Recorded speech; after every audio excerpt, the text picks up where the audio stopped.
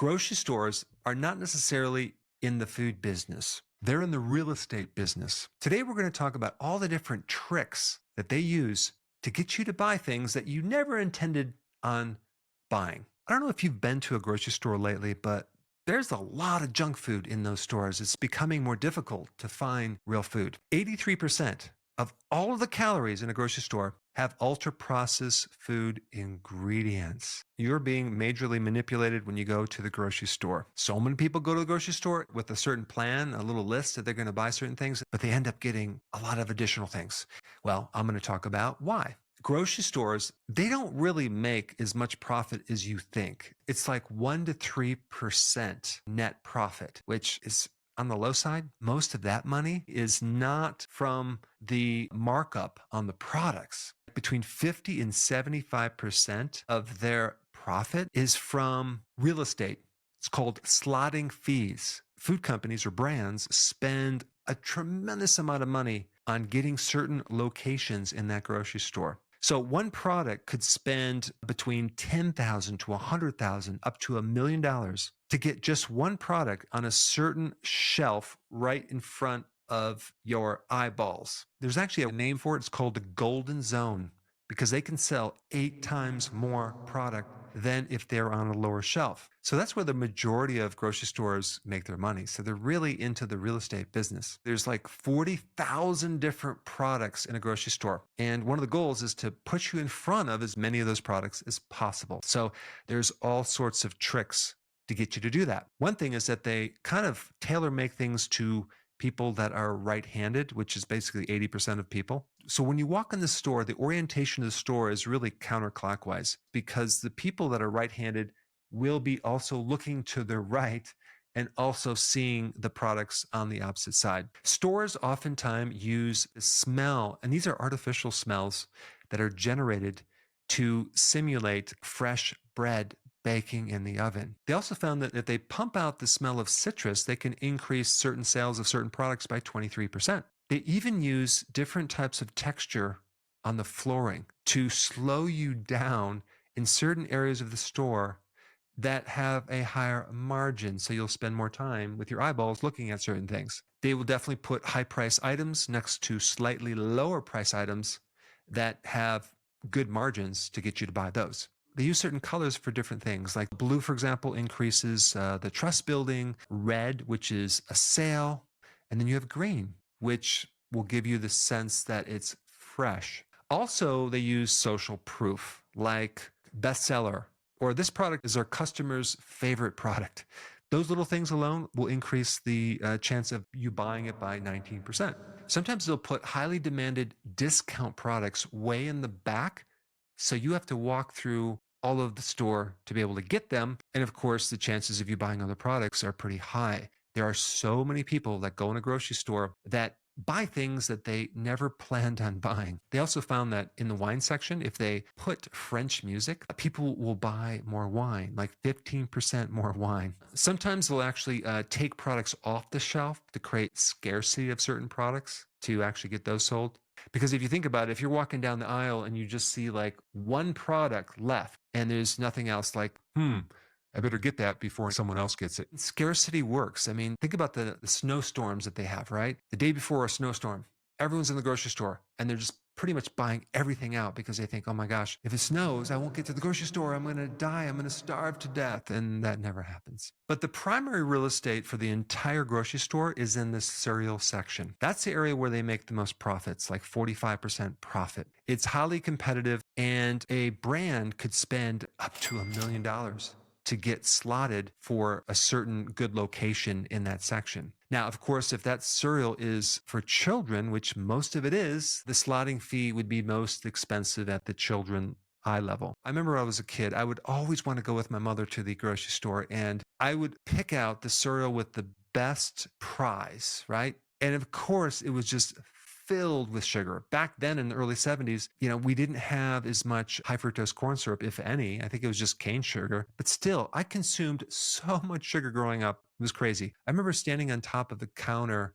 in the morning trying to find just sugar. And I would just basically have spoonfuls of sugar. I have certain genes that once I start, I cannot stop. Whereas my brothers and sister didn't do that, I had a problem. Of course, this went on all through college. I ate a tremendous amount of pasta, Doritos, Velveeta cheese, and highly processed meats. Now, another interesting thing that happens in the checkout line is for every second that a person has to wait before they get checked out, an impulse purchase is increased by 0.38%.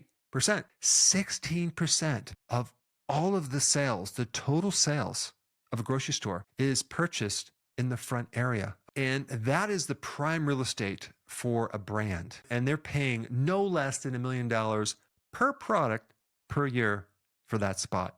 87% of those impulse buys are purchased 3 seconds before they see the checkout person. They also have lost leaders. What's a lost leader? It's something that they break even on or even lose a little money on to get people in the store. And a real common lost leader is milk, which is in the back of the store. So it forces you to go to the grocery store, buy that milk, get a good price, and of course, be exposed to a lot of other foods. And then you have another placement, which is called the end cap, which is at the end of the aisles. Oh my gosh, that real estate, for example, is very, very expensive as well. They also found if they price things at $3.99 versus rounding it up to the next number, they can increase sales by 24% more. Also, people that pay with a credit card are more likely to buy more junk food than if they paid with cash. Thus, the location of the checkouts next to the candy section.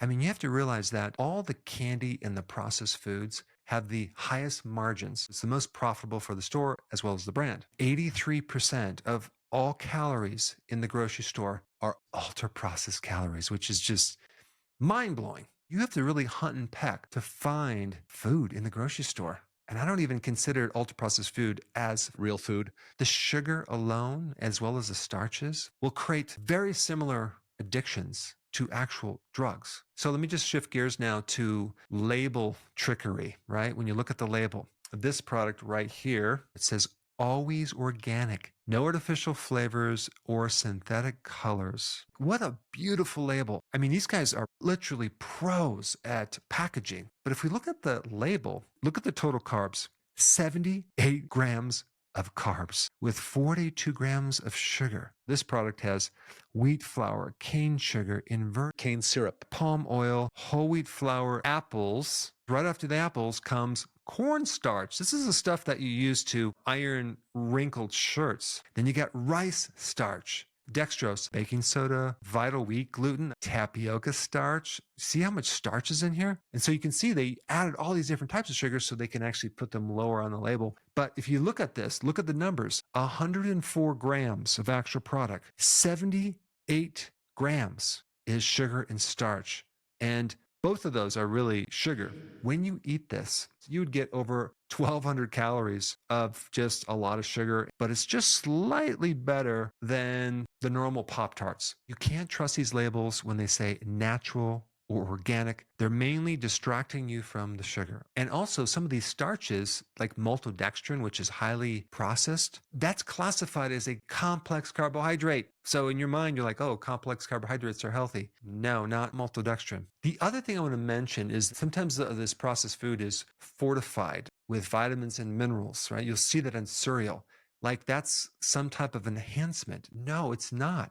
All they're doing is they're giving you a little tiny bit of synthetic vitamins added back in so that way you won't create a major disease. You're not going to get your vitamins and minerals by consuming whole grains.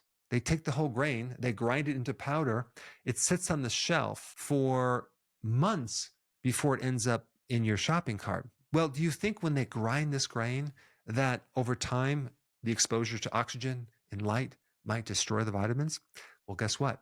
That's what happens. But this is why they enhance it or fortify it with synthetic vitamins, or at least a few. These ultra-processed calories are designed to achieve what's called a bliss point. That is the amazing explosion of flavor and taste and sensation when you have just the right amount of sugar, salt, and fat. And I want to just mention another thing about these ultra-processed foods. They're not composed of a lot of saturated fat. It's all unsaturated fat, as in the seed oils. As you can see, I'm sorry, the vegetable oils right here. You see all these vegetables right here?